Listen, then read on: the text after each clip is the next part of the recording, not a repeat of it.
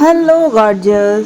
তো সকালটা শুরু করলাম রান্নাঘর দিয়ে। আজকে একটা বিশেষ দিন, আর এই জন্য বাড়িতে আজকে আসছে হচ্ছে মাসি শাশুড়ি, তার বউ, তার মেয়ে, বাচ্চাদের নিয়ে। তো এই যে চলেও এসছে আমার, ওটা যা হয় সম্পর্কে মাসি শাশুড়ির ছেলের বউ, তার পুচকি দেখো কি কিউট বাচ্চাটা, এত ভালো লাগে ওকে। প্রথম দেখলাম আমি।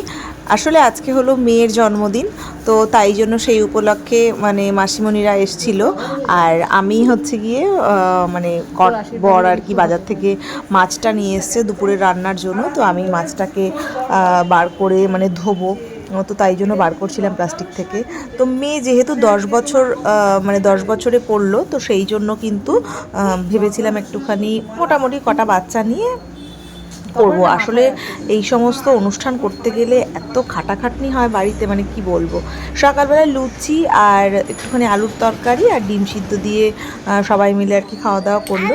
আর এই দিকে পুচকিটাকেও খাওয়াতে বসলো, মানে আমার যা, ও মেয়েটাকে। তো এত কিউট বাচ্চাটা, মানে কি বলবো, আমার এত ভালো লেগেছে। সারাদিন কোলে কোলে কোলে কোলে ছিল। তো ওকে দেখে না আমার মেয়ের ছোটোবেলার কথাগুলো মনে পড়ে যাচ্ছিলো, যে ও তো মানে এরকম ছিল, এখন কত বড় হয়ে গেছে, দেখতে দেখতে কতগুলো বছর কেটে যায়, তাই না? তো এইখানে ও খাওয়া দাওয়া হচ্ছিল, আর আমি রান্না বান্নাতে খুব ব্যস্ত ছিলাম। মাসিমণিরা একদমই আসতে চাইছিল না, মানে যখন জানতে পারলো যে আজকে মেয়ের জন্মদিন, কিন্তু আমি বললাম মানে তারা ঘুরতে আসবে বলেছিল। তো যখন তো ভাবলাম যে ঠিক আছে, আজকের দিনটা তো মেয়ের জন্মদিন, তো ভালোই হলো, তোমরা চলে আসো পুচকিটাকে নিয়ে। তো এই যে আমাদের ছোট্ট চিন্টু, কি সুন্দর না। আর এটা হচ্ছে গিয়ে আমার ননদের মেয়ে, মানে আমার ননদ মানে মাসি শাশুড়ির যে মেয়ে রয়েছে, এটা তার মেয়ে। খুব মিষ্টি একটা মেয়ে, কি বলবো আর।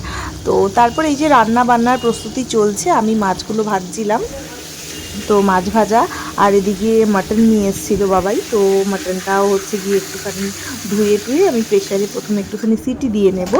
কারণ হচ্ছে সিটি দিলে কী হয়, মাংসটা একটু নরম হয়ে যায়, সময়টাও একটু কম লাগে।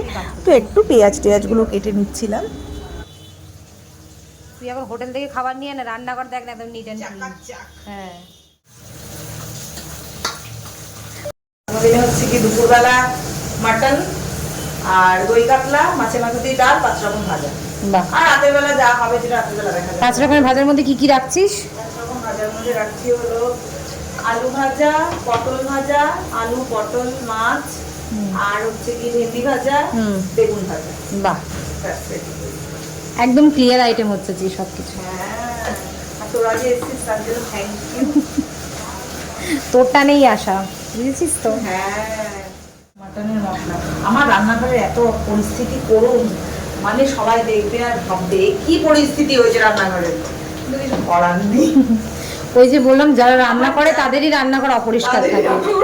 যারা বাইরে থেকে খাবার কিনে খায় তাদের রান্নাঘর নিট অ্যান্ড ক্লিন, একদম চকচক। রান্না করার সময় রান্নাঘরটা একটু নিমেষিত হবে, এটা তো ন্যাচারাল একটা ব্যাপার। অফকোর্স। কিন্তু হচ্ছে গিয়ে যাই হোক, আমায় কেউ গালাগালি দিও না, তোমরা এত খারাপ রান্না করো।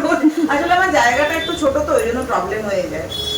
তো এইটা হচ্ছে গিয়ে আমার এই মাছের মশলাটা প্রায় হয়ে গেছে। আমি একটুখানি মাটনটা ধুয়ে সিদ্ধ বসিয়ে দিয়েছি। এবার ওই মাটনটা সিদ্ধ হয়ে গেলে তারপরে মশলাটা করে দেবো আর কি ওর মধ্যে, সিদ্ধ মাংসটা। আমি এরকমভাবেই করি, কে কীরকমভাবে করে জানি না।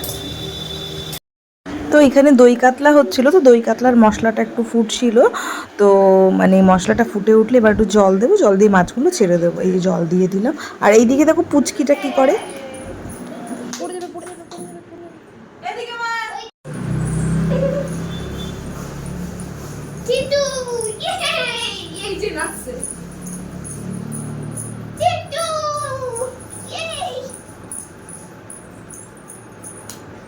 তো এদিকে পেঁয়াজটা ভাজা করছিলাম, আর মাটনটা যেহেতু সিটি দিয়ে নিয়েছি, একটু সিদ্ধ সিদ্ধ হয়ে গেছে, সুতরাং অতটা সময় লাগবে না। তাড়াহুড়োর সময় তো রান্নাটা কমপ্লিট করতে হবে। আর এদিকে মাছটাও হয়ে গেছে, দেখি খেয়ে কি বলে।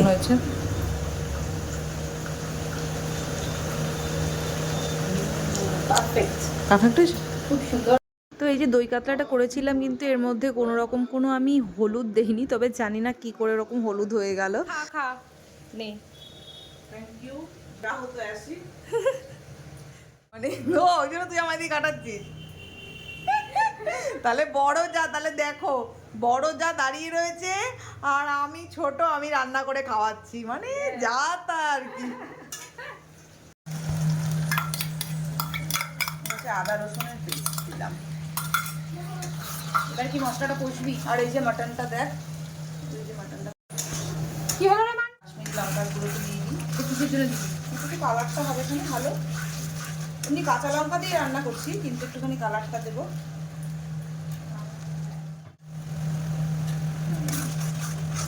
লবণটা দেওয়াই হয়েছে, মানে যখন সিদ্ধ করছিলাম তখন লবণটা, লঙ্কা বাটা। কাঁচা লঙ্কা কিসের জন্য দিদি? আমরা তো শুকনো লঙ্কা দিই, না অনেকেই শুকনো লঙ্কা ব্যবহার করে।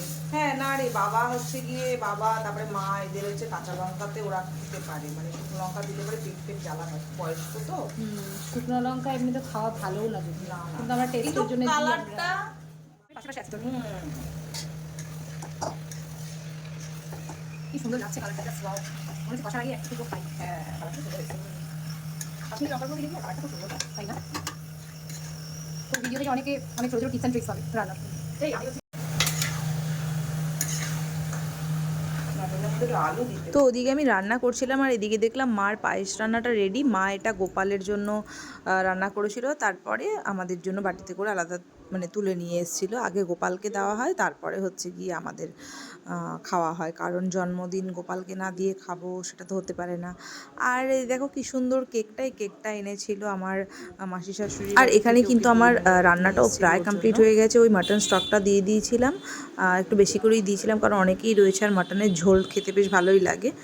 আর তারপরে হচ্ছে এই যে মানে টোটাল দুপুরের মেনুটা, তো মাছে মাথা দিয়ে ডাল করেছিলাম, তোমাদেরকে বলেইছি, দই কাতলা, মাটন, 5 রকম ভাজা, একটু চিপস এনেছিলাম মেয়ে ভালো খায় বলে। তো যাই হোক, মেয়ে তো দেখে ভীষণ খুশি হয়েছিল, যেহেতু ওর সব ফেভারিট জিনিসগুলো রয়েছিল। আর এত পাকা নিজে নিজে এখানে ফটোও তুলছিল। তো এইটাই ছিল আজকের ব্লগ, মানে দুপুরের ব্লগ জন্মদিনের। আর রাতের ব্লগটা দিলে পরে আরও বেশি বড় হয়ে যেত, ওই জন্য রাতের ভিডিওগুলো আমি অন্য আর একটা ভিডিওর সাথে তোমাদের সাথে তখন শেয়ার করব। তো যাই হোক, এই ছিল আজকের ব্লগ, দেখা হচ্ছে পরের আবার ব্লগে। আর এই যে আমার ছোট্ট মিষ্টি একটা মেয়ে, একে তো সারাদিন এই যে কী হই হই করে কাটিয়েছে, মানে কি বলবো, খুব সুইট এই চুটকিটা। তো চলো টাটা, দেখা হচ্ছে পরের ভিডিওতে।